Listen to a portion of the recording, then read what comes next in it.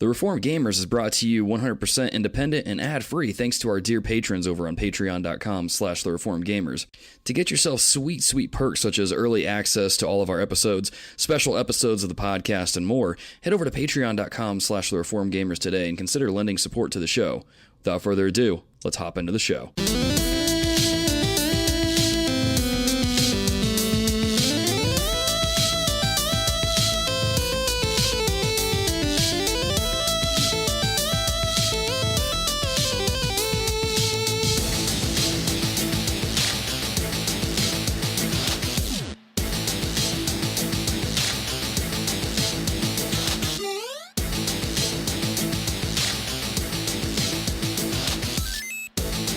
Hello and welcome, dear listeners, to episode 144 of The Reformed Gamers, the show all about theology, video games, coming back for a second recording and doing anything else that we can think of. I'm your host, Logan, and joining me on this episode, this hot take, this second take of episode 144, is, you guys know them as the Backlog Breakdown Podcast. Josh and Nate joining in on this episode for some hot takes for E3. Guys, say hello to the dear listeners. Hey, dear listeners, who better to get on the podcast about, the new hotness than the guys who talk about old video games and encourage you to play all the old stuff? Well, I mean, Josh, you don't buy anything new, really. Well, yeah, I mean, you buy some stuff for the Switch, but I'm pretty much a sucker. So, there's always almost a given where I'm like, yeah, this game that I said I wasn't going to buy, I kind of did. So... You got them flip-flops. I know how that feels. Yeah, I'm just a sucker. Yep. But hey, thanks for having us on, Logan. I did actually buy a new game today. Yeah, man. What'd you get? Do we want to roll right into it? It's actually a collection of old games. Oh, is it the Street Fighter one? Yes. So we can talk about that in a second. I'm sorry. I didn't mean to derail us. I'm sorry. Let's go. Okay. I don't know. Dear listeners, just so you know, we tried to record this thing. It froze up. It acted all sorts of funky. And this is our second time saying through all this stuff. So if we're acting a little loopy, y'all can just bear with us. Okay. Words are hard. Recording is hard. That's just how we do over here at the Reformed Gamers. Now, guys, Backlog Breakdown Podcast. Our listeners should know you. They should know both of you because we've had you on the show before. Nate, you've talked about backlogs on here before. Josh, you've talked about video games and worship music on here before. But you guys have your own show now. And what is the Backlog Breakdown Podcast all about? If some of our dear listeners that are listening in and have never heard of this show before, what is it and why should they check it out? Well, it's about beating down backlogs and breaking down the benefits. Oh, I like that. That's our tagline. I like that. It's so... One day, Nate had an idea of starting a video game podcast, and he came to me and he was like, "Hey, dude, you want to be on a video game podcast?" And I was like, "Dude, I'd love to be on a video game podcast." And out came the Backlog Breakdown. Right on. See, the thing is, Josh is giving everybody the super abbreviated version, but anybody who actually listens to our podcast knows that we are good at being bad at brevity. So the long version would probably take, I'd have to actually perform it, in song form via an epic poem. And it would take me 6 months to describe all of the trials and tribulations. Now, short version is, whereas, here on the TRG podcast, Logan, you typically do cover like the new hot list and the new hotness and the latest and greatest. And you're sort of much more on like the pulse of the gaming community. Mm-hmm.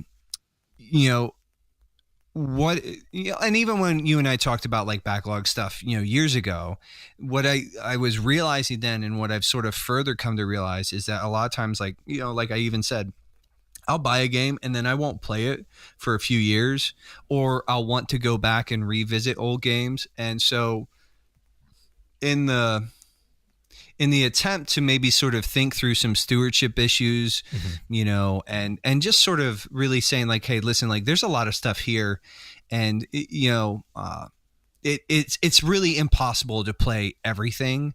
So like, sure. Yeah. What we want to do is, I think, kind of draw out like some of our Like, these are the greatest hits. Like, this is the stuff that, like, and we don't always talk about video games, but when we're talking about video games, a lot of the times what we're doing is we're trying to sort of like say, like, this is a game series that like really is foundational in X, Y, and Z ways. And just, and a lot of times, like, the game, like we've played through, Josh and I have played through games in the last couple of Halloweens together, and or Octobers, the spooky month. Mm-hmm. And we play spooky games, and so we've done that, and so it's just, it's things like that, and it's just giving people an excuse to maybe dust off that copy of Okami that they actually haven't played, but they've been meaning to get around to it. Ouch. And that hits a little too close to home, man. Have you been looking at my Switch? Well, since you posted the video on YouTube, everyone's been looking at your Switch. That's a good point. That's a good point. Fair enough. No. But yeah, that's what I appreciate about y'all's show is that, like, you're right. We do cover a lot of the newer games on here, but something I like about your guys' show and really just a lot of the different retro style shows I'm listening to is you guys take the time to kind of look back at some of these classic games that for some of us, maybe we didn't get to play, but we have it sitting on our Switch or in our pile of games or something. It kind of gets us to kind of stop and go, you know what? Maybe I should go back and play Okami, or maybe I should go back and play Shadow of the Colossus or something like that, or Hollow Knight, whatever it is. And so I think it's really good. Everyone should play Hollow Knight, as you could attest.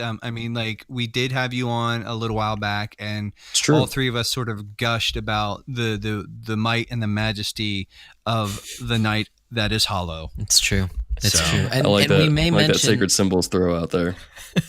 We may that game may come up later in the podcast. We'll see. You'll just have to stay tuned and see what we have, what our hot takes are for the next couple weeks. That's right. That's right, dear listeners. So, like we said, this episode is going to be hot takes. Because you got all these E3 prediction podcasts out there. I'm sure you've heard several of them. We're going to kind of do that, but we're going to have fun with it and do some hot takes. Some of these things are probably never ever going to happen. But who cares? We're going to have some fun with it. It gives you something different to listen to. So it's not the same E3 predictions how many podcasts you've listened to already about it. So you're going to have fun with it. A little bit of housekeeping, though, before we get into the show. First and foremost, I'm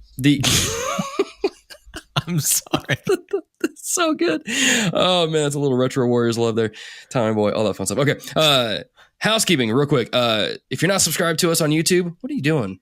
Pause the podcast, go subscribe to us on YouTube, hit the bell icon so you don't miss out on any of the new uploads, like all of our new episodes of Fury going up there, talking about the game's worldview, breaking that down from a biblical lens.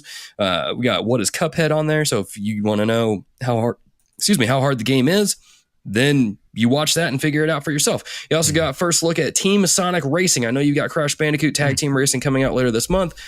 Maybe you want to play Team Sonic Racing in the meantime, or maybe you just want to play it instead of Crash. I don't know.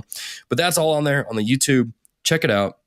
Also, real quick, if you are subscribed to us on Patreon at the $5 tier or above, go check out our recent episode of Patch Notes. You're going to be introduced to our dear editor, Skinner. He's been on the show before. He goes by the name Wah Adam.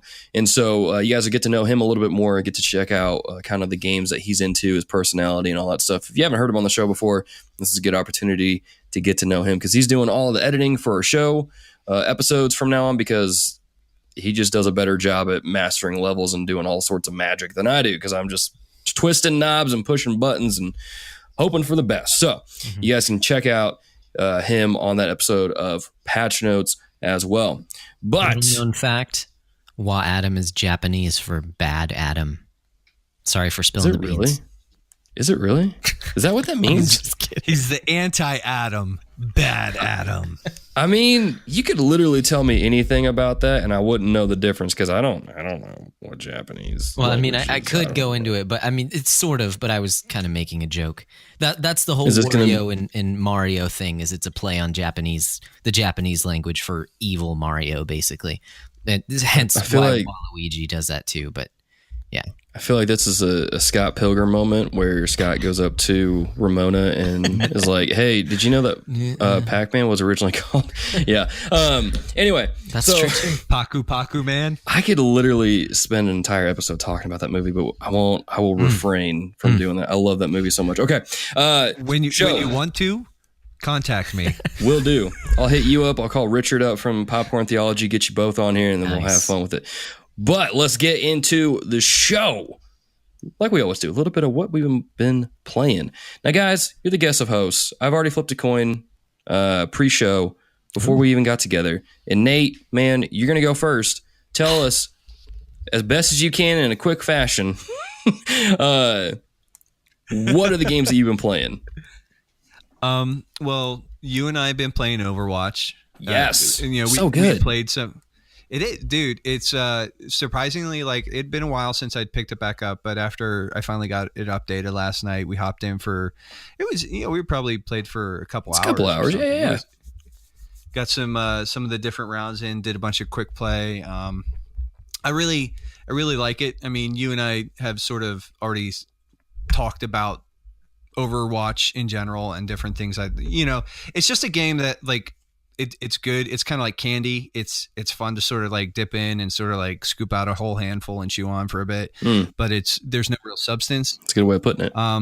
So been enjoying sort of my foray back into Overwatch, especially with this anniversary event that's going on.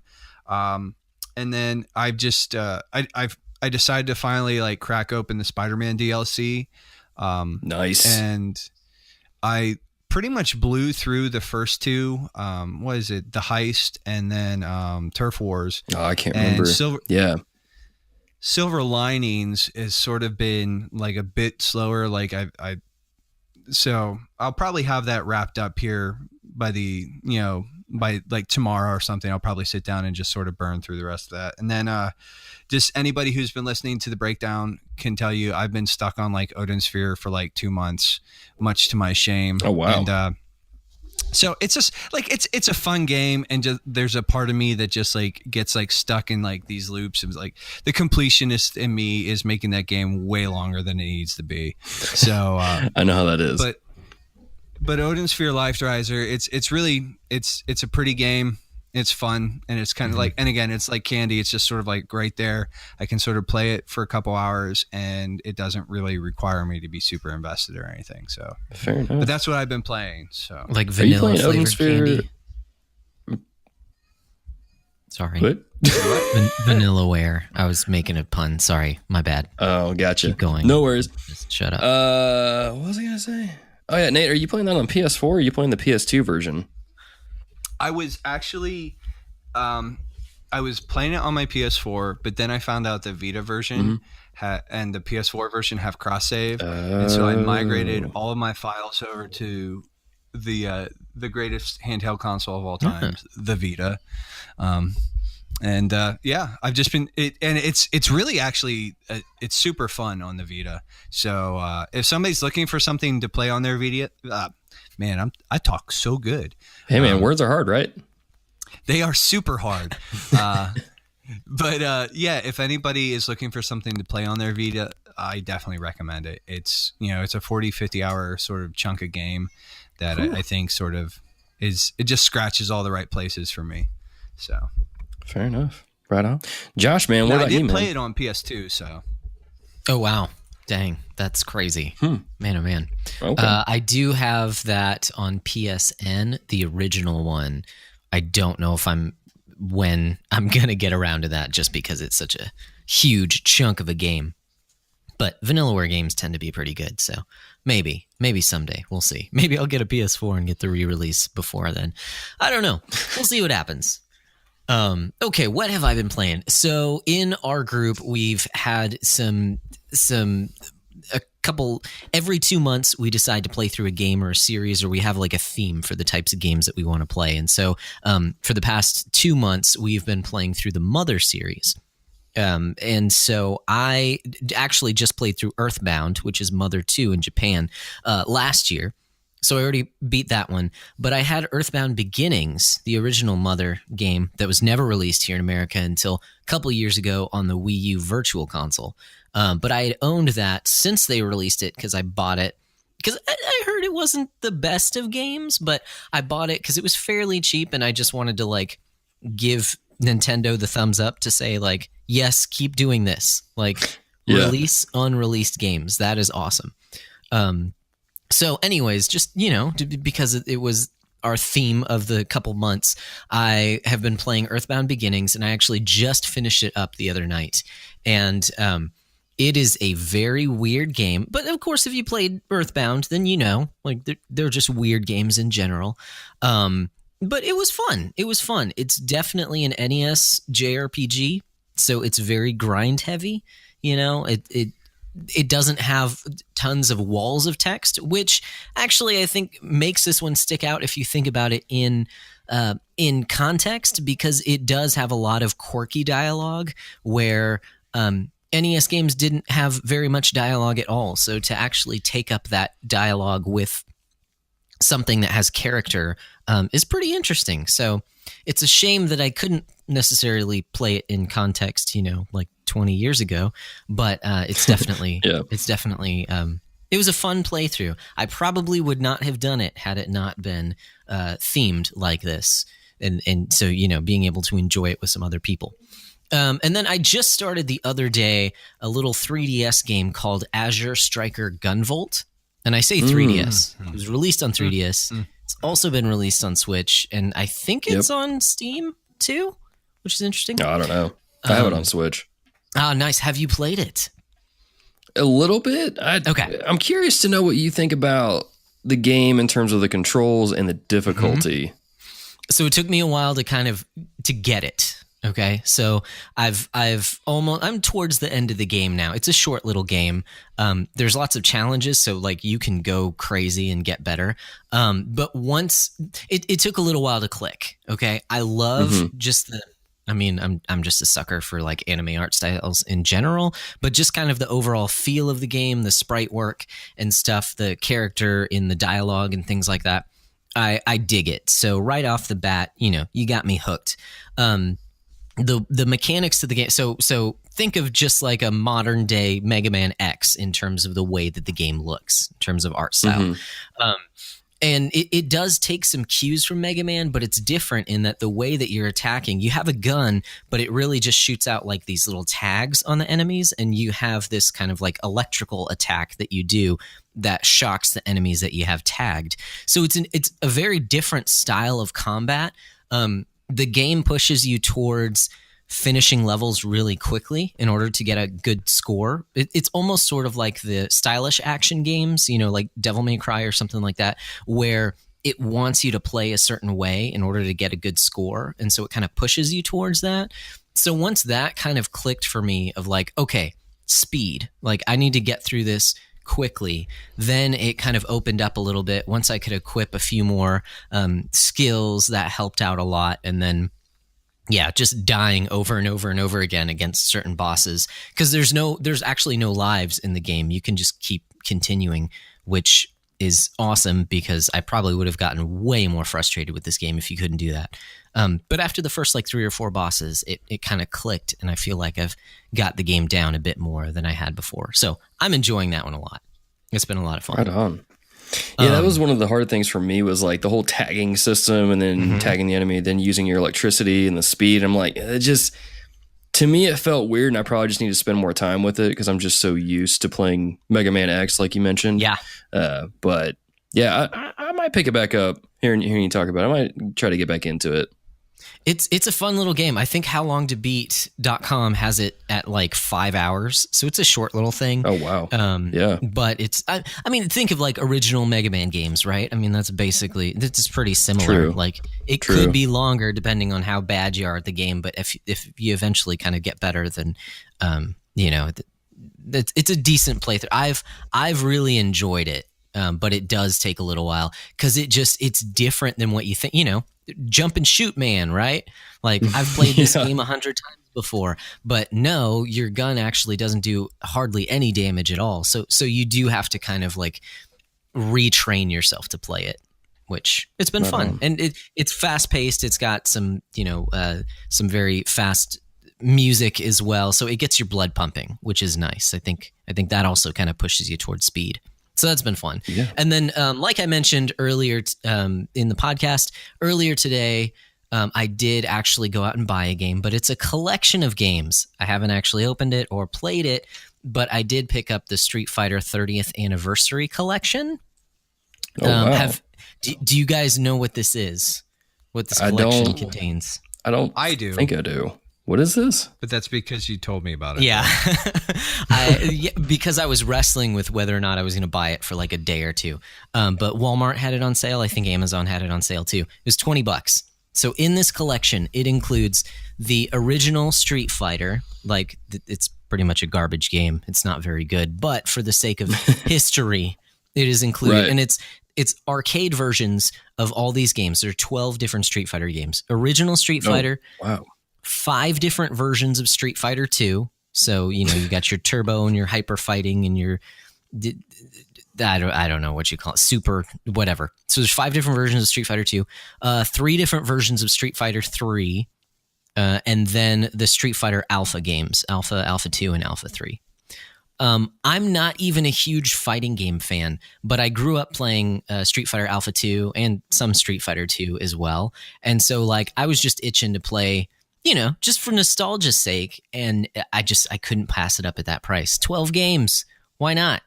Sounds awesome. So I'm stoked to kind of get into that. Although I don't know when I will, just because of backlog golf. We'll see.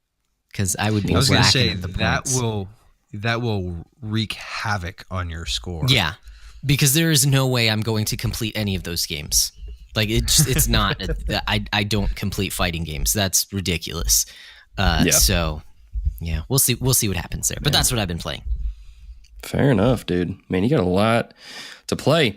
Well, as far as what I've been playing, I finally finished Xenoblade Chronicles 2 after about 50 or so hours, I think.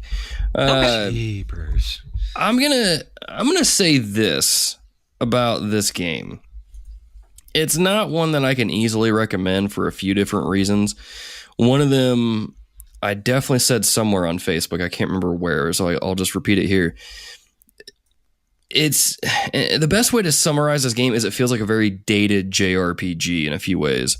The objective marker that leads you to where your next objectives is just useless. Anytime I tried to use it in the game, it always led me somewhere or into a wall or something like that. It really, if you're going to play this game, don't even pay attention to it. Like, you can use it to get a general idea of where you need to go, but a lot of times you're going to have to go a roundabout way to get to your objective. And there's several times, and this goes into just how the game is, I think, is poorly designed. A lot of times on your way to the objective, because I mean, we've been conditioned in games to where if we run into an enemy that's way over our level or way outside of our power or whatever, we're going the wrong way and we need to come back later. In this game, sometimes when you go to your objective, you have to run past a level 80 monster when you're level like 7 to get to your objective. And to me, that just sucks all the fun out of the game for me, because that's just not how other games work. And so when you got one game doing that completely different thing, it just makes me go, I'm just going to go play these other games. So I enjoyed it for the most part, but there was just so many little things that just frustrated me about this game to where it's just, I don't recommend playing it. I really don't think it's worth your time if you're wanting a JRPG. And if you have a Switch and you want to play a really good JRPG, just pick up Octopath Traveler. There's several Final Fantasy games on there. I know, Josh, you've been playing Octopath. That goodness right there. And it's just, if you want a good JRPG, there's plenty of other games on the Switch, so you don't need to bother with Xenoblade Chronicles 2. It's what it is. The other game I did finish this morning, actually, was Dead Cells, finally, after like 30 or 40 hours of trying. I don't know if you guys have played this game or not. So crazy, man. Like, the fact that you finished that, like, mad props. Yeah. Freaking mad props. It's brutal. It is hard. I somehow managed to get a build that worked out well enough to where I could get to the end and finally got my dodging timing down and managed to beat the final boss. And I was like, no. Like, when I finished it, I was like, did I seriously just beat this game? Did I win? What? But then you unlock extra difficulties and extra things. And I'm like, I guess I'm not done with the game yet. So I'll still be playing Dead Cells here and there. It feels good to finally roll credits on that game, but I've got secret stuff to unlock. They just put a new DLC thing in there with a whole new area and a new boss, and so I've got to go take that guy down, get some other extra things I missed. So I'm still not done with the game. There's still plenty of stuff for me to do even after like 40 hours of playing. But yeah.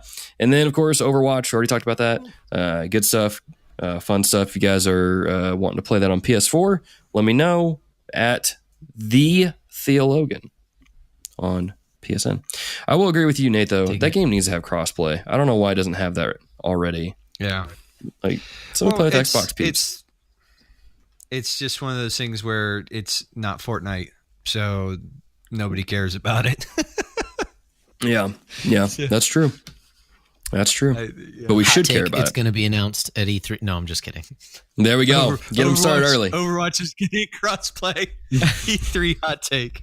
You're going to be able to play it between PS4, Xbox, PC, and Samsung refrigerators. All right. Let's get into what have we been reading. Anything Nate, you play Skyrim on.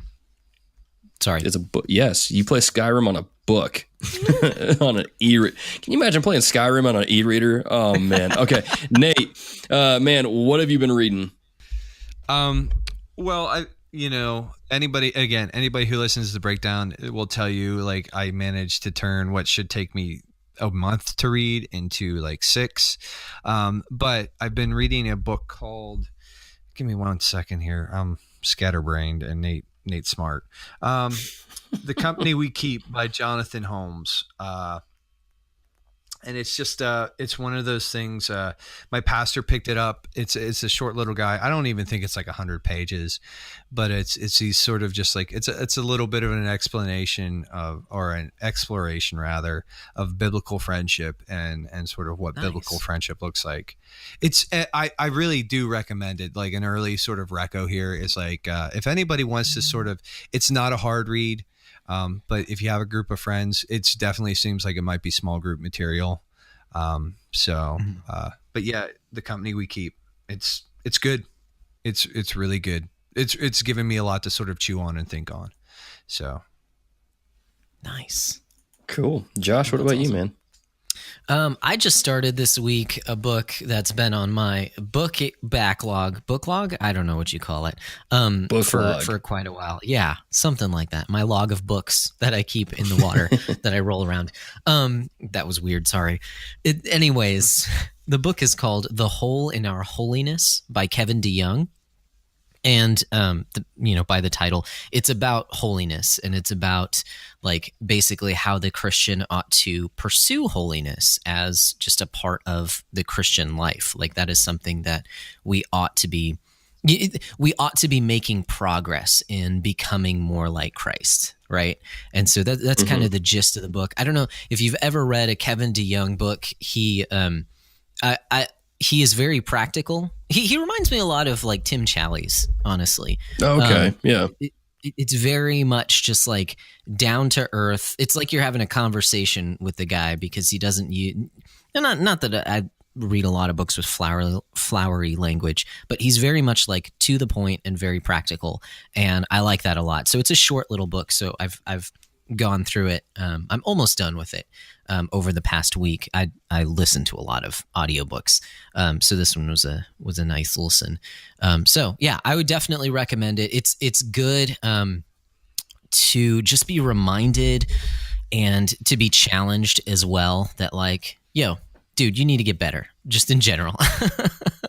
Not that it's necessary for, salvation. Obviously it's not ours to we can't save ourselves. Like that's the whole thing with Jesus, right? That's why he died, to save us. But our Christian walk ought to be one that we actually become more like Christ, that we actually do exhibit the similarity towards the God that we serve. So it's a nice little, it's not necessarily a firm kick in the pants, but it's a nice little like, come on, dude, like a nice little, smack on the shoulder. Like, let's go. Let's do this. So it's a nice little cup of cold water. Yeah. There you go. Yes. I hear you. Yeah. That's probably better. That's probably better analogy. Right on. Right cool in stuff. The face. Right on the face, all over the place. So cool. As far as what I've been reading then, or Josh, did you have anything else to add? Nah, that's good, dude. That's what I had. Okay. So I want to make sure. Now I've tweeted about this book a couple times now, Plugged In, Connecting Your Faith with What You Watch, Read, and Play by Daniel Strange. I finished it, went on vacation this past week and finished it. Really, really good book. It's very much, if you are a longtime listener of this show or something like Popcorn Theology, this book is going to be right in those same veins or right along that same alleyway of connecting our faith with our hobbies, so our video games or our movies or just different things like that. And he does a really good job of kind of breaking down what culture is. He spends the first 3 chapters breaking down what culture is, why it's important for Christians to engage in it, how we can understand that we create culture all the time and we always put something into it. But at the same time, we as Christians need to be interacting with culture and conveying that or critiquing it through a biblical worldview, because otherwise other people are. He actually has this quote in the book where he says, if we don't discern, articulate, and persuade others with the Bible's blueprint for the flourishing of human life and culture, then others will, and they currently are. And ultimately, these alternative stories are all hopeless, because we've said this before on the show that, you know, every game has a worldview, and I'm sure the guys at Popcorn Theology would say that, you know, every TV show or movie has a worldview. And so for us as Christians, you know, it's not so much this, you know, oh, we need to stay away from this show or we need to stay away from this game or something like that. But it's, okay, let's take a look at this and put it through look at it through a biblical lens and ask deep questions about it. Okay, why do people like this? Why are people engaged in this part? What do people get out of this? Okay, what are people really thinking about? What are people getting out of it? And how is it a poor comparison, or how does this pale in comparison to what Christ offers? And so he had a 1 chapter in there particular where he basically went through the 5 solas and use those as a framework to ask questions about the media we consume. And he started the chapter off with, you know, oh, well, you know, I know what you're thinking. Well, should I watch Game of Thrones? You're not going to like my answer, but it depends. And I'm like, oh, where are you going with this? And so he goes to the 5 solas asking those questions. And it was a really good framework. It was really, really good. And so it's something that it's an early reco for me, is this book Plugged In by Daniel Strange. It's got some strange concepts in there. Wink, wink, Doctor Strange reference. Because at the end, the final chapter is all about him like showing you how to consider these different things, whether it's a TV show or how someone acts, and then using that as, or using the 5 solas to break down how you can share the gospel with them. So you wouldn't think that you'd be able to share the gospel with someone using a bidet and a toilet as a reference point. But he did it in the book, and it was really strange. Wink, wink, nudge, nudge. But it was also really cool at the same time. So Plugged In, there's that. Tell you what, dear listeners, the first person to hit us up on Twitter at TRG Podcast saying like hashtag Plugged In or Plugged In book or something, I'll buy you a copy of it. How's about that? Dang. So Nice. Hit me up on Twitter and do all that. Patrons, I'll work something out with you guys because I know you guys get this episode early. But yeah, so guys, just hit us up Twitter, TRG Podcast, Plugged In book, and we'll see about getting you a copy. Just did. So yeah, great book. And those of you that win it, let's have a conversation about it. Read it. Let me know what your thoughts. Give me some of your hot takes. Kind of like how we're about to give you all some hot takes. I actually just got my copy of Plugged In. Did you? A week ago, and I sort of been dragging my feet on it. So listening to that, it's like, you know, for any of the dear listeners, like, you know, maybe I'll sit down and I'll just sort of like try to pound through that so that I can, you know, come in there and, you know, talk. Nate, I'm feeling a little another Backlog Breakdown TRG crossover, maybe a little patron exclusive thing. I don't know. You'll talk about the book. All right. That's at a later time though. We'll work on that later. But let's give you some of our hot takes. And like I said, getting into the topic here, E3 predictions are all over the different gaming podcasts right now. You can listen, like pretty much every single gaming podcast is doing one right now. We're not necessarily going to do that. I mean, we're going to have some of our predictions in here, but we're going to have some fun with it. We're going to give you some of our hot takes.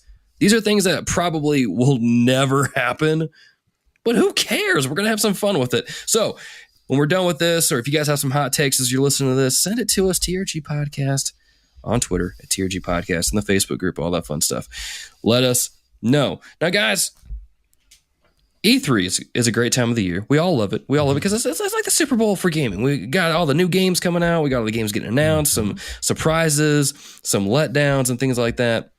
But let's have some fun with this. Now, Nate, you've been going first this whole time. I'm going to switch over and let Josh go first. Oh. And Josh, man, give us your first E3 hot take. We'll have you go, then Nate, and then me, and we'll just ping pong back and forth the whole time. Okay. 4 words. Metroid Federation Force HD.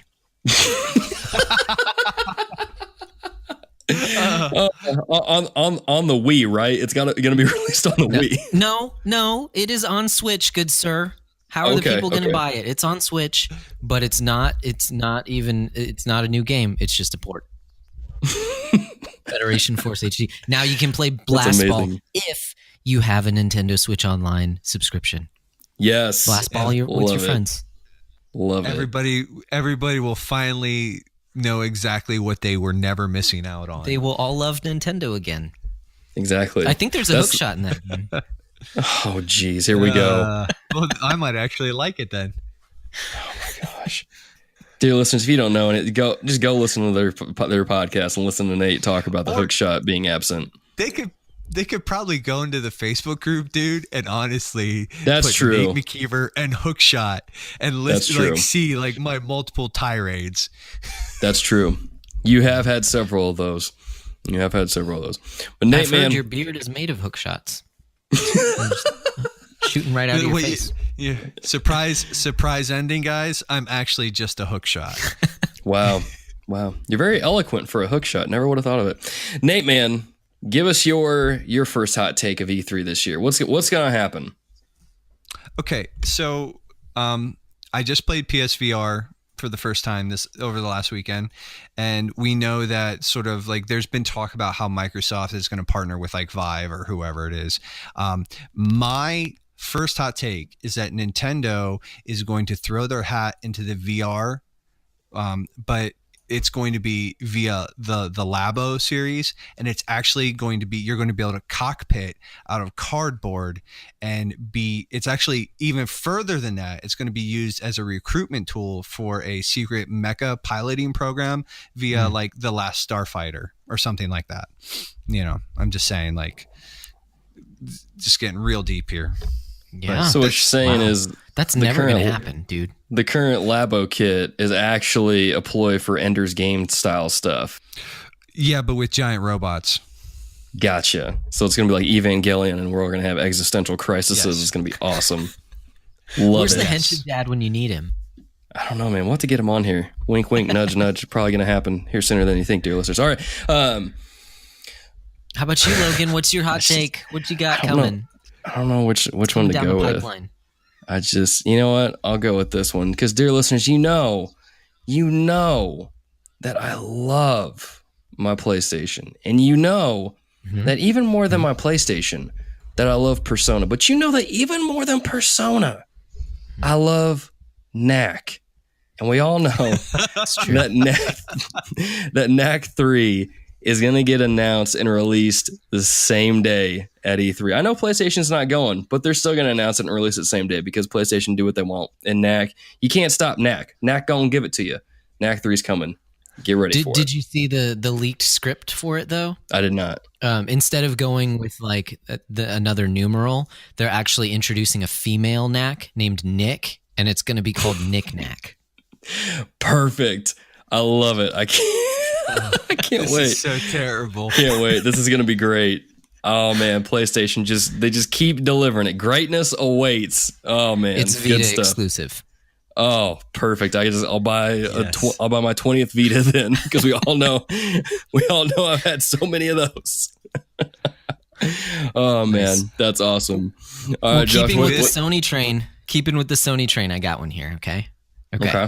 They're gonna, there's been all these rumors about the PS5. Well, they're gonna go ahead and destroy all the rumors and finally unveil it. It's gonna be a hybrid handheld console. Oh snap! With disc support on the dock, so you can still play your PS4 games. But they're totally taking a page from the Nintendo book. It's gonna be a hybrid console. The launch game is gonna be the Final Fantasy VIII remake, directed by Hideo Kojima himself. Oh, it's about time. It's about time. Day and date. I love Kojima's work on Final Fantasy IV. That's why it's one of my favorites. It just gets all existential and in your face. But man, 8 is just so brooding. It's perfect for Kojima. It is. He can do it. It is. It's going to be released in 2028 though. So worth the wait. That's worth how the he wait. works. I get it. He's got to get Death Stranding out there, and then he can devote. I get it. I understand. That one's almost done. True But they're that. going to announce it now and release it in 8 years. True that. I'm cool with that. Man, perfect timing. 8 years of goodness to wait. It's the best Final Fantasy. Nate, man, what you got? I mean, the Final Fantasy VIII HD remake is what they're not going to talk about is that it will have just as tortured development cycle as the Final Fantasy VII remake. Here's one for it's Kojima. Okay? Yeah, it has to. Yeah. Well, and here's my sort of like my E3 hot take. I think the Square Enix, sort of since Square Enix is taking Sony's old slot, is going to get up on there and say, hey, you know what? We're really not doing the Final Fantasy VII remake. Man. It's just too much. That would be wow. No, they're going to announce Final Fantasy VII Remake Pocket Edition for iOS. Oh, gosh. Be like, this is what we can handle right now. I didn't think these hot takes could trigger me, but man, just thinking about a Final Fantasy VII HD Pocket Edition would drive me up the wall. No, they'll put it on Switch too, Well, that makes it better, I guess. And they'll charge you $20 for the Switch version, but you can get the other one for free on your mobile phone. Worth it, man. Don't you have phones? Worth it. Don't you have phones? Oh, but I just figured like that's the reason why they have not been releasing Final Fantasy VIII, because they're re-releasing like all the other Final Fantasies, like 7 through 12, but they haven't done anything with 8. It's because they're remaking it secretly. I get it. It all makes sense. The stars align. I'm the putting the pieces Vitas together, sync together. That makes sense. That makes sense. I get it. My next hot take involves Xbox, because we all know Xbox is buying up studios left and right. They're making it rain on all these studios, and I don't think they're done yet. I think they're done. I think that at E3 they're going to come out there and they're going to announce that they bought another studio, and that studio is BioWare. They're gonna be like, "Hey EA, look, you're terrible. We're just gonna buy EA. We're gonna take them off your hands, put them under our wing, and then release the best editions of Mass Effect and Dragon Age Inquisition and Anthem the world has ever seen." Because the bar's already been set so low by their prior releases. So they're gonna release Anthem 2 within the next year or two, and it's gonna be amazing. It's going to be even better than Destiny. They're going to release Mass Effect, which is going to be the greatest game since Bubsy 3D. And then they're going to release Dragon Age, whatever the new title is, and it's going to be the greatest thing since sliced bread. So it's going to happen. Phil Spencer's going to come out. He's going to be rocking an N7 shirt and be like, look, we bought BioWare. They're free from EA. They got their act together. They're not sleeping in their cubicles anymore. They're actually getting a good night's of sleep. They're being responsible with all that stuff, and they're releasing a great game. 3 great games in the next 3 years, and it's not going to be crazy. So that's what's going to happen. That's what's going to happen. It's going to be great. I mean, I would actually not mind that. I wouldn't either. As much as I sort of Microsoft leaves a bit of a sour taste in my mouth at times, I would love to see BioWare come out from underneath. And just like honestly speaking, just for a second here, like that's definitely like a shot in the arm that Microsoft could use. I mean, yes, they picked up those 5 studios, but we don't know. We haven't seen anything of what those studios are developing for the Microsoft sort of exclusive bit. And if you got like if you hooked like a big fish, like if they could get like BioWare or something to sign an exclusivity deal, that would be huge for them. Yeah, man. Let's just be neat. And there's like multiple puns that you can do with that, like Xbox to buy aware or BioWare aware with Xbox. So I do it just for the puns personally. Oh man, you're awful. Oh man, that's awful. That's so good. I love it. I love it personally. And primal level, that hurts me. I'm a fan of really bad puns, and that's real good.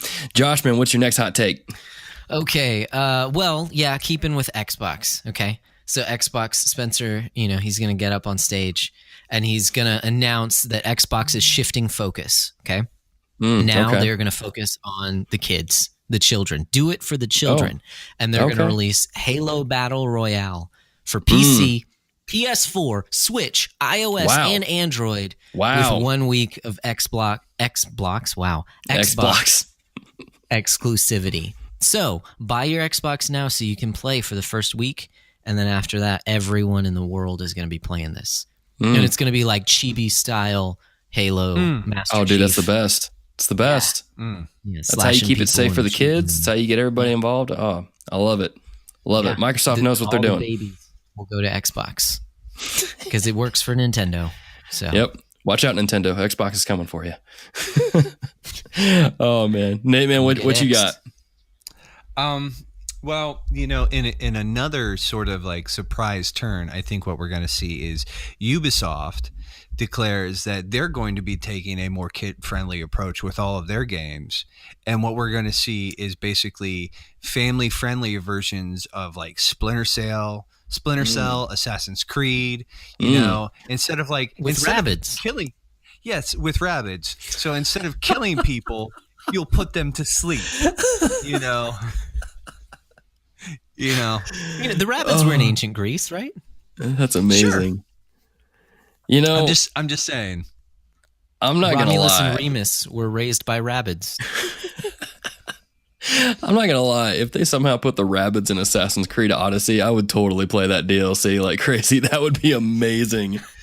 Oh, man. Well, and let's not lie. I mean, like they did that like the unicorn like DLC or whatever, like which was it Odyssey that had like it was Origins.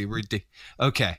So it's like, man, like that's really not that far off. Like that's true. They'll just be like, why not? Why not? Yeah, that's true.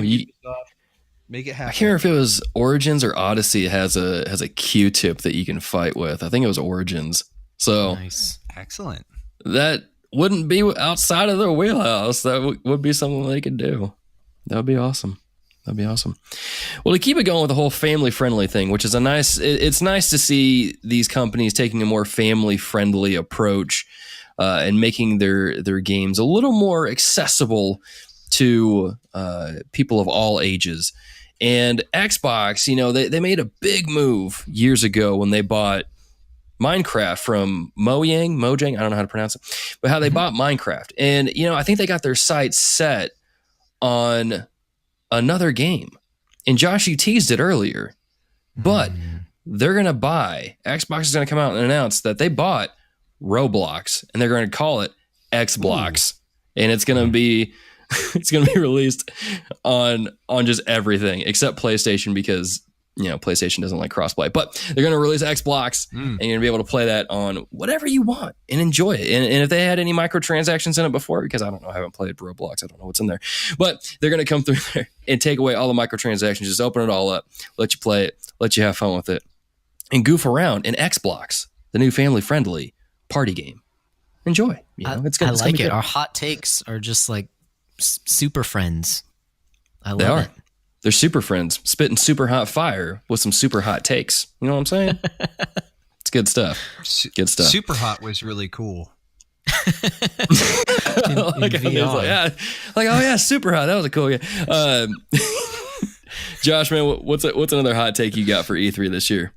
Okay, so since you mentioned Assassin's Creed, they're going to be announcing the next trilogy of Assassin's Creed games. So since Assassin's Creed Odyssey was so well received, they're going to go back to the well, and the next trilogy, they're going to be Assassin's Creed World, Assassin's Creed Galaxy, and Assassin's Creed 64.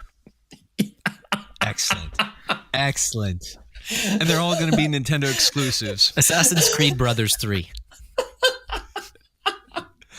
That's a trilogy name right there. Yes, I can't. They're the brothers. You're hooked on the brothers of Assassin's Creed. Thinking about it now, Ubisoft missed out on a golden opportunity to call, because they had Assassin's Creed Brotherhood. They should have just called it Assassin's Creed Brothers. Bros. I like it. I guess it was before Assassin's Creed Bros. Yeah, there you go. Oh, so release an good. enhanced port for Switch. Oh man, that would be perfect. Oh man, so good. All right, Nate, what's your next hot take? Okay, well, since we sort of we're talking about like enhanced ports and Switch exclusives, Nintendo is going to pull a page right out of Nintendo's book, and they're actually going to re-release Breath of the Wild, but with a hook shot. Oh my gosh! And they're going 12 out of 10. And it's going to get, instead of the 10 out of 10 on Metacritic, it will be the first game ever to get a 12 out of 10. And then I will be vindicated and everybody will say Nate was right. And yeah, and they'll charge, of course, they'll charge $60, for the baseline version. And then of course they'll put all that DLC right back in and hit you for another $30 for all the DLC. So, but you remember the other thing about that version though, right? Is that the weapons don't break. Oh yeah, and the weapons don't break. Yeah. So that's what I heard. It's like I said, it's Nintendo just pulling a page out of Nintendo's book, and they're fixing a problem that they should have addressed the first time around. Yeah, it's called Deep Breath of the Wild. Because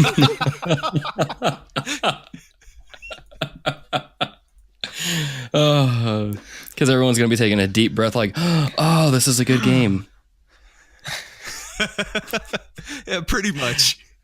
I love the concept of this so much because people don't know if we're serious or not with anything we say, and they're going to be so confused, especially with that last remark about Breath of the Wild actually being a good game once the weapons don't break and a hookshot being in there. I mean, I've been serious. I don't know about you guys.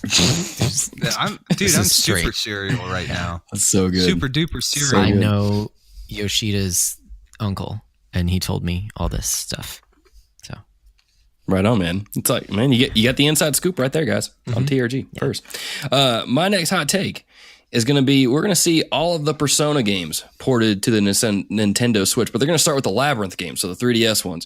You're going to see those over first. Okay. And then in 2 years, we're going to get the very first Persona game and the second one. And they're not gonna censor any of it. So you get to go beat up Hitler at the end of one of the secret dungeons or whatever, and it's gonna be hilarious. And then by the time that the PS5 and all that comes out, you're gonna be able to finally play Persona 3, 4, and 5 on the Nintendo Switch. So it's maybe in a year. So I don't know. I can't wait. Excellent. It's gonna be good. Perfect so Josh, platform. you got another hot take. I have one more. More. Okay, so the Sega Genesis Mini.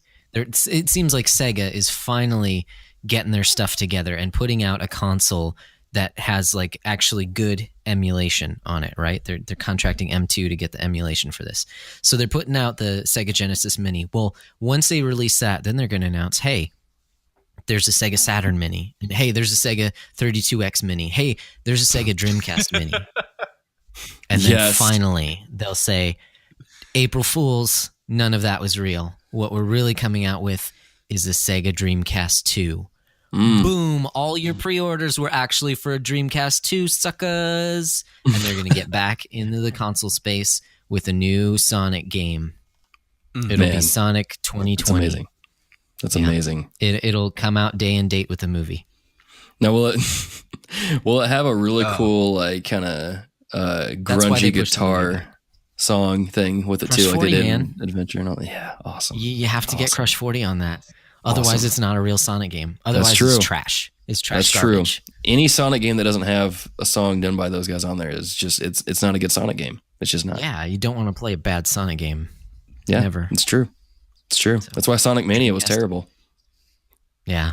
I mean, they tried, but You know, it's no Sonic 2006. You know, how can you beat that level of goodness? I can't say it with a straight Sonic face. 2020, my friend. There you go. That's what they're announcing. I wish we had we had a camera to capture like the facial expressions I was making, like, you know, the sort of that, like, there's a scene in one of the dumb 90s comedy movies that I've watched starring Jim Carrey.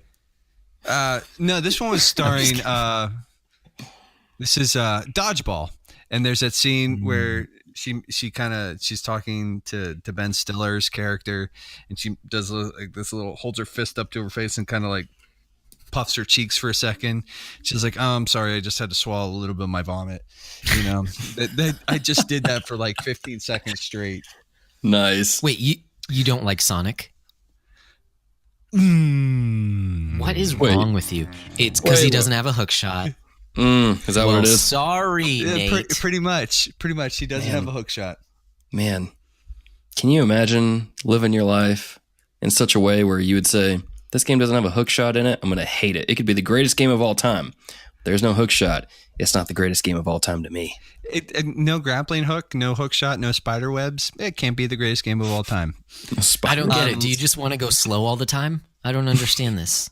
Like, what about this do you not get? You got to go fast. You got to go fast. Oh, my goodness. Oh, So man. Nate, what's your final hot take, man?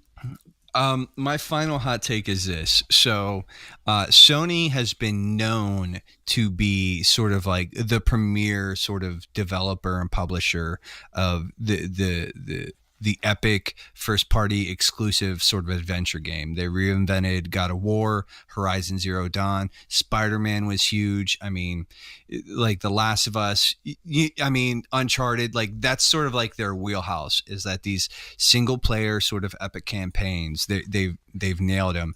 And so now what Sony's going to do is that they've said, okay, like we've sort of reinvented the wheel over here, and we've basically shown that like you can make a really good, you know, first party or first person game, you know, a single player sort of game with a really good campaign. Mm-hmm. What they're going to do is they're going to forego all of the AAA titles. They're going to say, you know what, we're not doing AAA development anymore. We're not publishing any more AAA games. We are going to bring that same sort of level of excellence to the indie scene. And we are going to make only the best indie games, you know? So like, I don't know. I don't know. That's why they're indie games and stuff. So, I mean, but it's like basically like we're going to see like super versions of Braid, Celeste. So lots of like 8-bit Metroidvania games. Yeah. And it's walking basically simulators. Yes.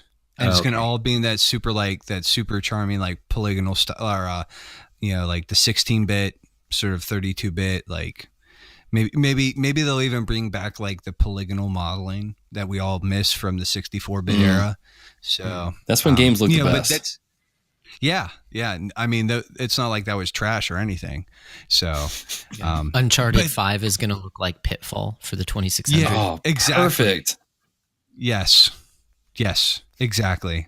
So that's my super hot take, is that they're actually going to be stepping away. They're going to say, like, you know, the whole like really gorgeous cinematics is really gauche. And so we're just going to go with like a super minimalistic 16-bit like retro vibe on everything from here on out. I love it. It's going to be awesome. I love the word gauche. What a time to be alive. I'm going to end my final hot takes by reading some of your hot takes from the Facebook group here and sharing those.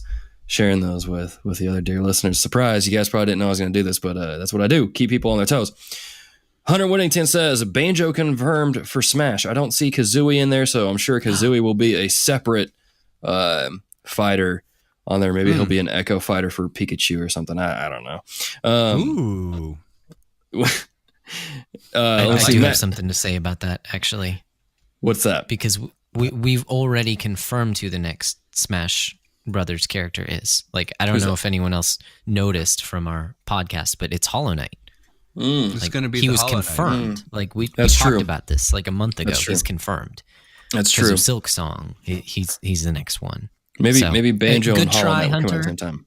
Good try. I mean, honestly, that was a good try, but you're wrong. It's Hollow Knight. It's a good pick. Yeah. Matt Crumley says Fallout 76 will get a Battle Royale event.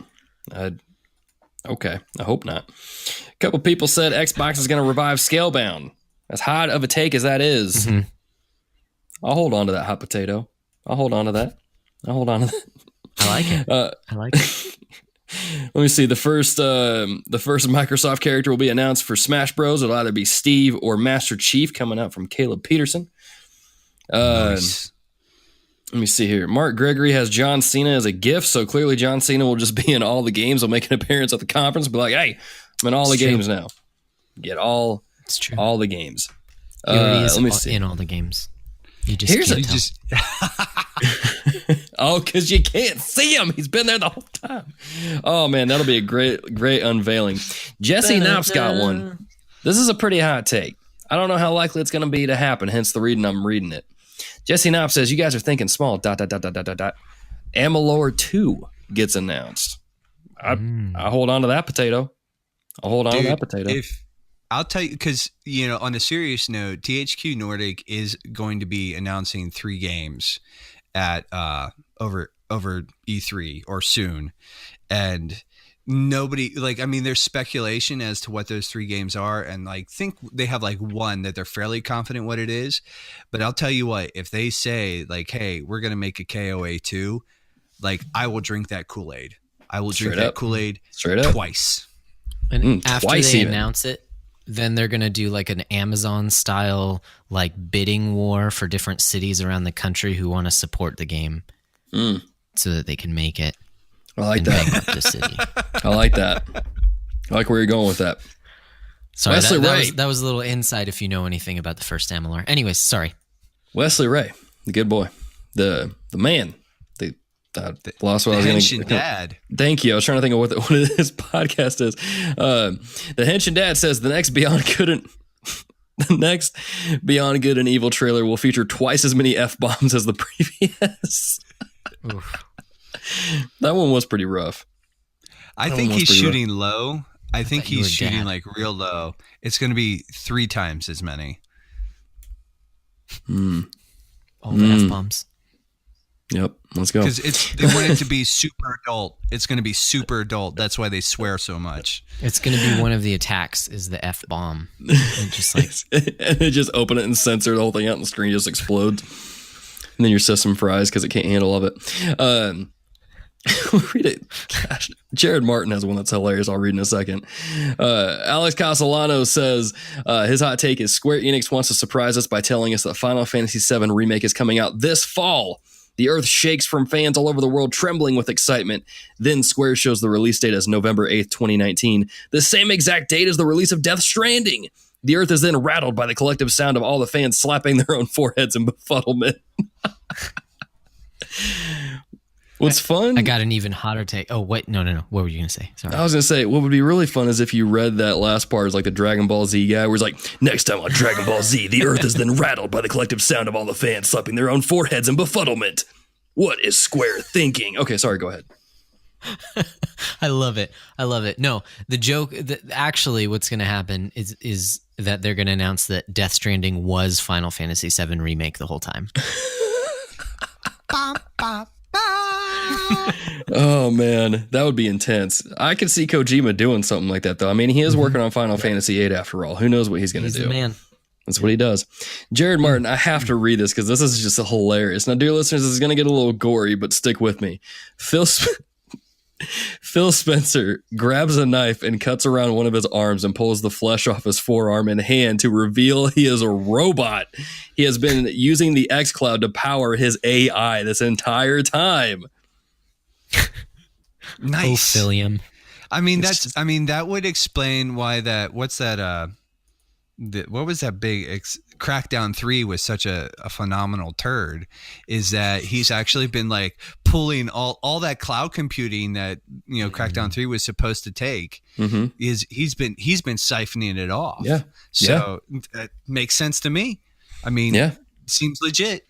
Yep. I mean, if you can't have Arnold, at least you can have Phil Spencer. You can have the Phil Spencer coming out. X gonna give it to you with the cloud. And then Eric Bryant here says Gex remake for Switch, count on it. Oh, that's a shoo-in. I mean, listen, if Bubsy gets a remake, Gex is definitely getting one. That's true. You raise a good point. You raise a very good point. Very good point. Oh, man. Dear listeners. Was the last console he was on 64? That's the last I heard about him. I don't know. Could be wrong. I honestly don't know.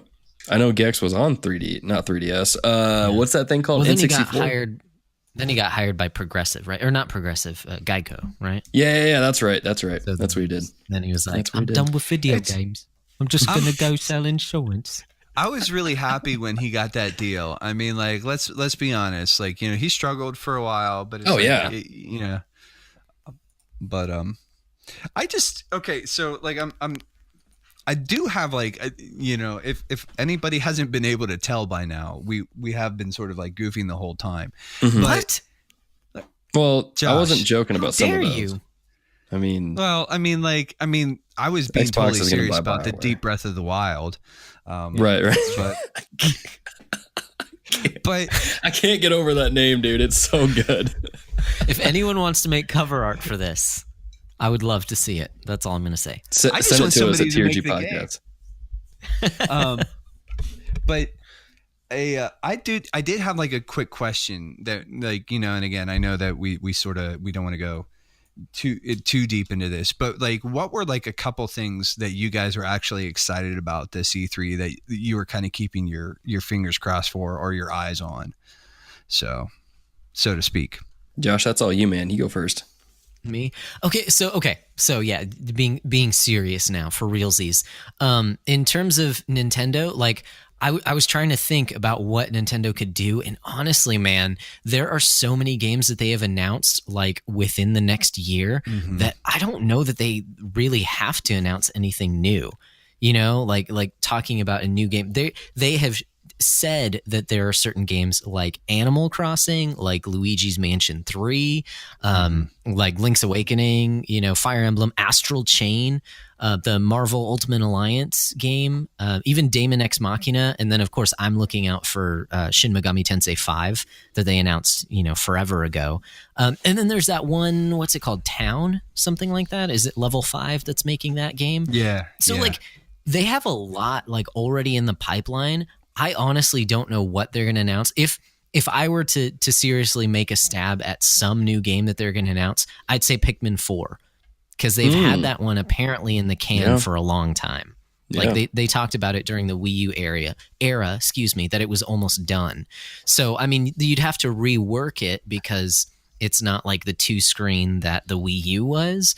But I mean, how much work do you really have to do, to port it over? So, I mean, outside of that, you could have things like SNES games on Nintendo Online, something like that. But honestly, I don't think they're going to really announce much. I think it's more going to be like fleshing out the games that they've already announced, because they haven't really said that much about it. I know everyone is like talking about how they're going to release a new Switch.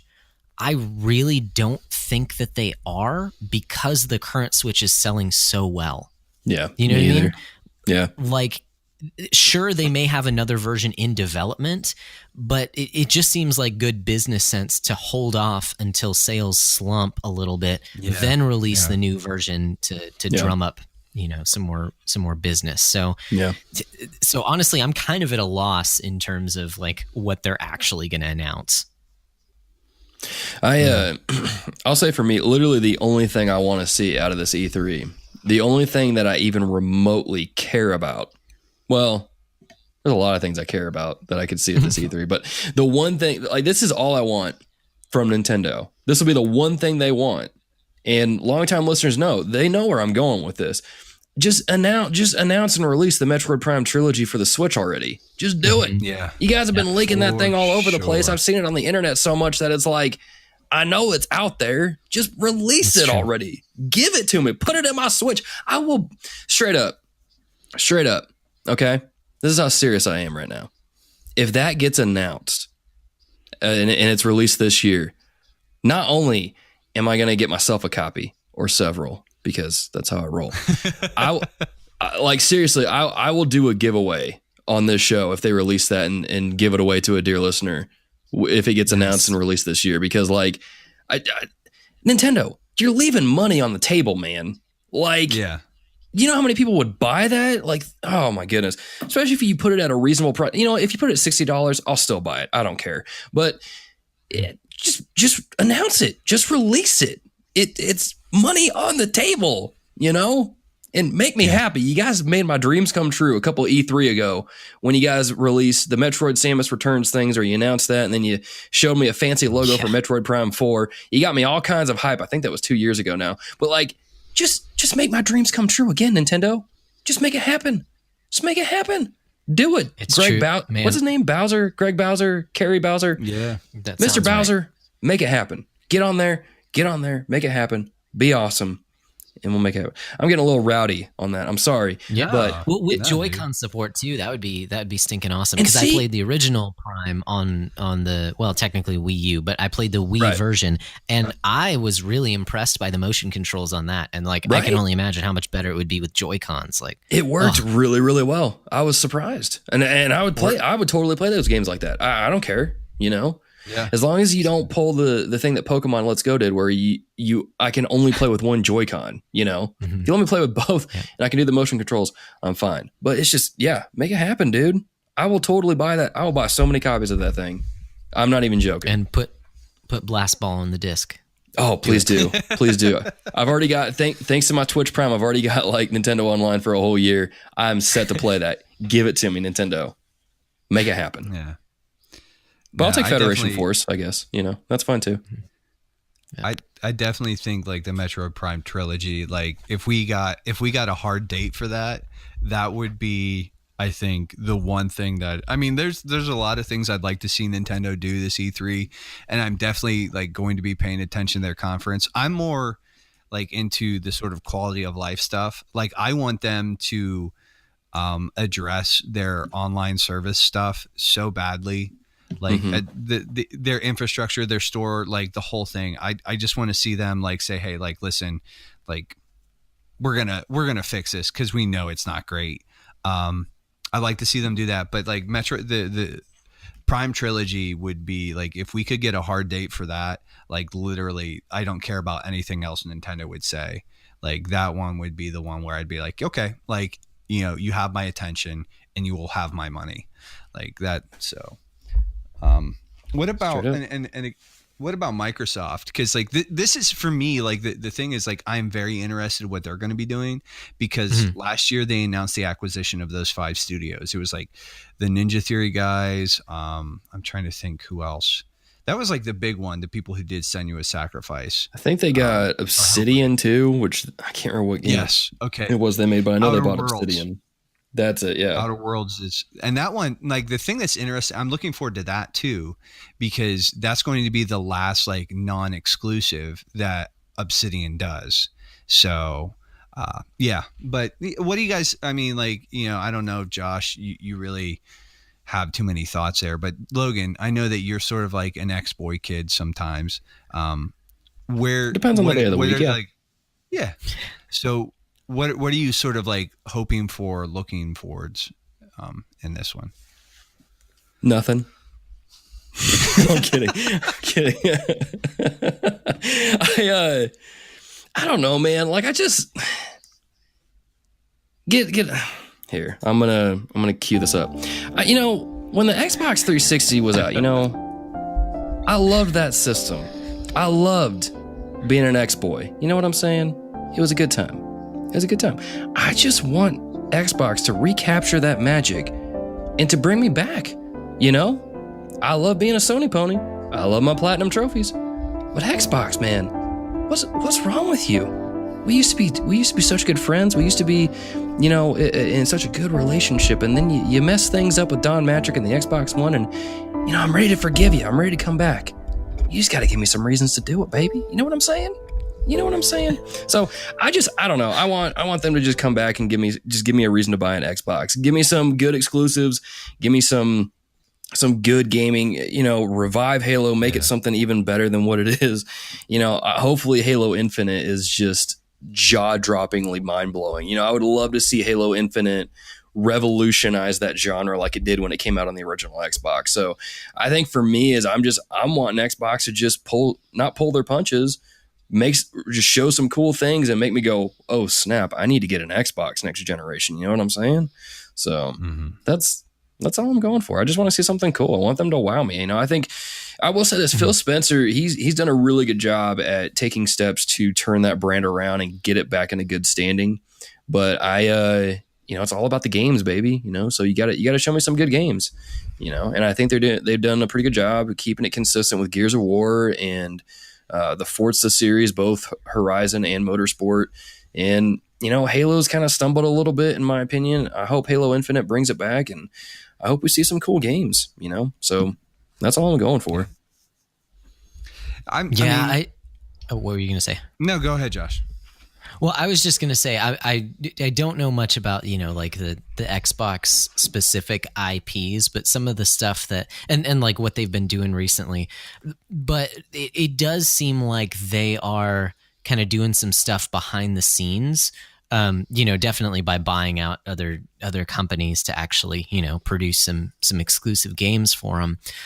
But I do think it also seems like they're trying to be a little bit more buddy with their competitors, you know, like with the online play, you know, with Sony and stuff like that. I think, you know, the on the horizon, the Google Stadia is kind of like, you know, scaring them a little bit.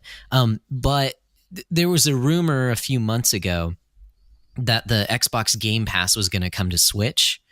I think that would be pretty awesome as a Switch owner. I could see them, because Microsoft has been doing this thing where it's like Xbox and PC play together a lot. I could see them doing that with the Switch as well and releasing, you know, some sort of Game Pass service. And that's how they use their cloud computing power. You know what I mean? The only other thing that I could think of them announcing something would be another collaboration with Mistwalker. You know, back in the day, that's Sakaguchi, the Final Fantasy, original Final Fantasy guy. It's Blue Dragon, studio, right? They Or was that Lost they Odyssey? did Blue Dragon. They did Lost Odyssey. Yeah. Okay. Yeah. Okay. Yeah. Oh, okay. And so they recently have only been making mobile games. And so I could see them, you know, like, hey, let's try this again. You know, Spencer wanting to get an RPG on the system, you know, like a Japanese style game. I could see them announcing something else there. But that's really, you know, outside of the, you know, Scalebound coming back, that's really all I could think of in terms of what Microsoft may do. But I agree. I think they have the most to show. I think they've played their cards pretty close to the chest recently, and so I think they have the most to show this E3, because I mean, well, frankly, Nintendo and Sony aren't necessarily there. They're not doing big presentations at E3, so you know, who knows how much they'll show. But I do think Xbox is going to have a good E3, whatever it is. Yeah, true that. Well, dear listeners, you let us know. Give us your E3 hot takes, your predictions, and all that stuff on Twitter at TRG Podcast and the Facebook group, all those places. Let us know what you think, what's going to happen at E3, because it's right around the corner. Literally, it's the week after this episode releases. So it's going to be coming in hot, coming in quick, and it's going to be nuts. It's going to be crazy. But we're going to ride that storm together, and then we'll do an E3 roundup episode afterwards. Talk about the craziness. Gentlemen, it comes that time of the show where it's going to be the end of the show. But before we let you go, we got to give you some recos. Guys, what should our dear listeners check out? Nate, man, you go first. The only thing that sort of I've been watching like a lot of anime, and I was telling Josh earlier, like, and well, I think I even like in the pre-show audio that we lost, I was sort of saying I've just been watching like a lot of weird anime, falling asleep during it, and but like, dude, season 2 of One Punch Man is here, and it's almost done, and it is. I just love that series. I love like it's just like it's very tongue in cheek and very sort of campy, and it just Saitama is bae. So I mean, just One Punch Man season 2, like it's some of the only television that I actually look forward to watching. So I just got into that recently. I read the manga for the longest time, and then when I put it out on Twitter, what anime I should watch, a lot of people recommended that, and I watched it. And I have to say, watching the anime is a much more fun experience than reading the manga. I think just because it's animated and there's voices with it. But that part where Saitama tells everyone like how he got to be as strong as he is, and like nobody believes him, I'm like, I was rolling the entire time. I was like, this. I ran 1 mile. I did 100 squats, 100 push-ups, and then one day, all my hair fell out. So perfect. So good. Oh, man. I wonder if that works. I should try that, but that requires exercise, and that's too much work, so maybe I won't do that. Anyway, fun stuff. Josh, man, what about you? Or Nate, did you have another reco? No, that's the only thing I'm going to really throw out there as far as like, yeah, that's the one thing that I think is worth it right now. That's the one thing. Check out One Punch Man. There you go. Josh, man, what should go? The Josh, man, what should our dear listeners check out? Well, just because we are from the Backlog Breakdown, and we do talk about old games a lot, and sometimes some new games as well. One thing that I've been digging lately, he's a YouTuber. He does some fantastic video game, like documentary style videos, and just like super nerdy, getting down and dirty in all the details of whatever it is that he's covering. He just released an episode on Link's Awakening, the original Game Boy game, but he goes by the Gaming Historian on YouTube. I think it's just top-notch stuff that he puts out, and it's generally clean. Like, I can't think of anything that he's put out that hasn't been. So correct me if I'm wrong. Feel free to. But it's really good stuff. It just it connects with me on a deep level as a nerd and as someone who enjoys video games. So, the Gaming Historian on YouTube. Right on, man. Well, dear listeners, my reco is going to be Play Dead Cells. I know you've heard me talk a lot about that game already on past episodes, and I'm here again to tell you, after I finished it, I still want to keep playing the game. So go check out Dead Cells. Like I said earlier in the show, if for some reason you haven't done this already, if you want to get a copy of Plugged In, tweet at us, Plugged In Book or whatever, and we'll get a copy of that sent out to you. And my other reco actually is going to be check out the Backlog Breakdown Podcast, guys. If they wanted to converse with you guys, because I appreciate you guys coming on the show so much, helping me out with this, and not helping me to not make a solo episode where I cry and just it's awkward. I appreciate you guys so much. What are some ways that some of our dear listeners can interact with you guys, can check out the show, can maybe message you guys on Twitter or something like that? Throw that stuff out. Josh usually handles this, but sorry. No, it's all right. I'll take a crack at it. We do have a Facebook group, and Logan, you're in it, the Backlog Book Club. So it's the hashtag Backlog Book Club. But then we are on Twitter. We've been on it for a couple weeks now, and that's mostly actually at your behest and prompting, Logan. So thank you for the nightmare that is one more thing on my Twitter feed to keep track of. Well, I mean, here's the thing though. It's all part of my special ploy, my secret ploy to get everybody off Facebook, because I hate Facebook. So let's just get everybody on Twitter and we'll all hang out over there, and it'll be a better time because it'll be a site that actually works. At least until we make our own Christian Island spinoff thing and call it Vita Island, and then we can all go over there. But in the meantime, going over to Twitter. But yeah, we're our Twitter the podcast Twitter feed is at @bbdowncast.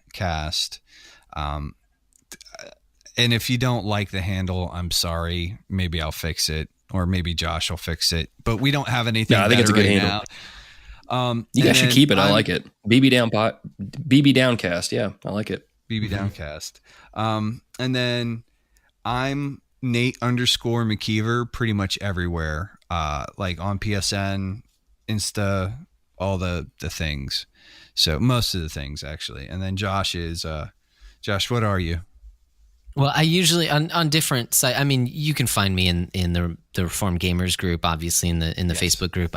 We both share the Twitter as well, so you can find me from there. But if you want to search, a lot of the times on the internet, I go by Broccolope. That's spelled BROCCOLOPE. There you go. Cool stuff. There you go, dear listeners. Links to all their social stuff is going to be in your show notes, so you guys can just check that out and click on the links and follow them there. Totally recommend you guys do that. Check out their episodes and things like that, especially the one that I was on where we talked about Hollow Knight. But they got a great catalog of other episodes as well that you guys should totally check out. As far as anything else goes, if you guys like what we do here on the show, if you guys like what we do here at the Reformed Gamers, whether that's our YouTube content, the stuff we put up on the website, which is a lot of the times the same thing as our YouTube content, but that's besides the point, or you like our podcast or anything like that, head on over to patreon.com/thereformedgamers and consider lending your support to the show. Support as low as $1 a month goes a long way in helping us keep the controllers charged and keeping the fridge stocked with Red Bull so I can get all the platinum trophies in the world.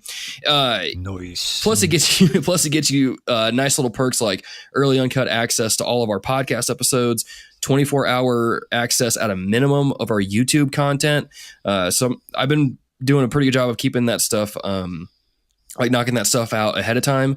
So a lot of our YouTube content, you get to see almost a week early before anybody else.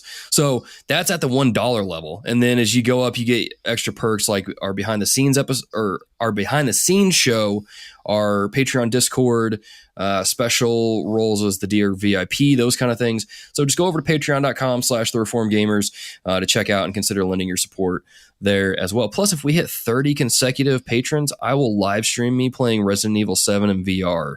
Nate knows how scary it is. So, dude, just saying. Just saying. I will live stream if we hit 30 consecutive. Thinking about it. I know what that opening segment, I beat that game like a couple months ago, and I know what that's going to be like. So I'm just saying, if you guys want to see me freak out like a little pansy, get us to 30 consecutive subscribers on Patreon, and we'll make it happen. As always, you can follow us on YouTube, youtube.com/thereformedgamers. Like I said, hit the bell icon so you don't miss an upload. We're putting 2 episodes out a week. I got a lot of Fury episodes on there already, breaking the game down from a biblical worldview and a few other things on there as well. Head over to the website, thereformedgamers.com, for breakdowns of our YouTube episodes. Sometimes go a little more in depth than what we did in the episodes. Show notes for the shows, and then other articles that we decide to put up at random. As always, you can follow us on Twitter at TRG Podcast. You can like our Facebook page. You can join the Facebook group. And you can also follow us on Instagram at The Reformed Gamers. TRG Podcast is the only handle for Twitter. Everything else you can find via The Reformed Gamers. That being said, dear listeners, have fun. Enjoy E3. Let us know your thoughts. Let us know your hot takes on Twitter, Facebook, all the places. Check out Backlog Breakdown Podcast. And until next time, GG. And amen. Thank you for listening to this episode of The Reformed Gamers. The following people are supporting us on Patreon at the producer level or higher, and we'd like to shout them out right here, right now. Those people are Alex Castellanos, David Matthews, David Skinner, Eric Bryant, Gareth Evans, Luke Strain, the Jet Islander Podcast, and Wesley Ray. Thank you for your support, keeping the controllers charged, and encouraging my addictive habit of getting platinum trophies. GG and amen.